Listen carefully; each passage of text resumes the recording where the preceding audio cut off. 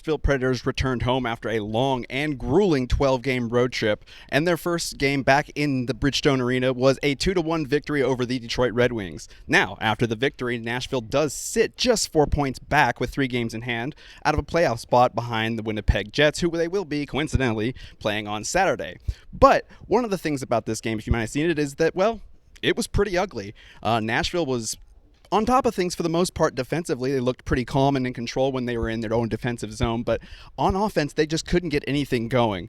But yet they still were able to manage and create enough opportunities to get those 2 goals, and that was enough to beat the Red Wings. But I think one of the most underrated things that we saw tonight was the performance of the penalty kill. In fact, it wasn't just the performance of the penalty kill itself. You've heard me, during the game talk a lot about what Jeremy Lauzon did, who he did have an excellent game, especially defensively. But there's one player that I want to highlight, and it's not just because of tonight, because if you look at the stats for tonight, it doesn't seem like it's that great, but let's talk about one guy who has really been driving this penalty kill, and that guy is going to be the topic of tonight's one big stat.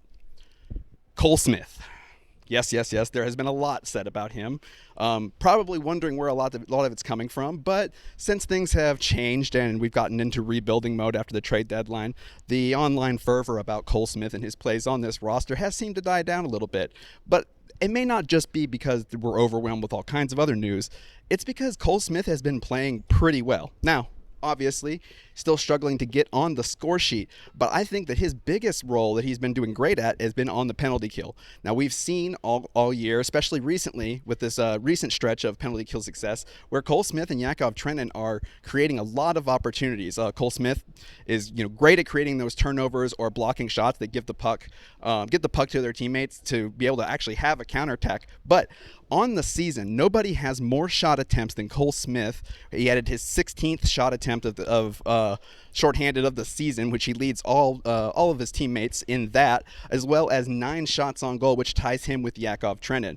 And this is, he's been a guy that can actually be fairly reliable. Coach Hines talked a lot about the trust that he has in him to play him along Colton Sissons tonight, adding that, they trust him so much that they are able to get him out with the first penalty kill unit, bring him back in for a break, and have him out there double shifted towards the last 30-40 seconds of the penalty kill. And that's worked all night long and for the last handful of games. So something is obviously working. Obviously, we really do want to see more goals from Smith, but he's playing exceedingly well on a team that, let's face it, isn't playing a whole lot of defense, and he's doing a pretty good job. And not just defense, though, he is also taking care of the puck. He averages about 2.3 takeaways per 60 minutes and just under 1 giveaway under 60 seconds. So that's a pretty good turnover ratio, no matter how you want to appeal that. So, again, Cole Smith, you have played a very valid role in this team, and a lot of the success that we've seen with this penalty kill, yes, some of it is UC Saros, some of it is Jeremy Lauzon, but Cole Smith has played a very, very strong part in it. And sometimes the best way to play on the penalty kill is by having the puck and trying to score yourself.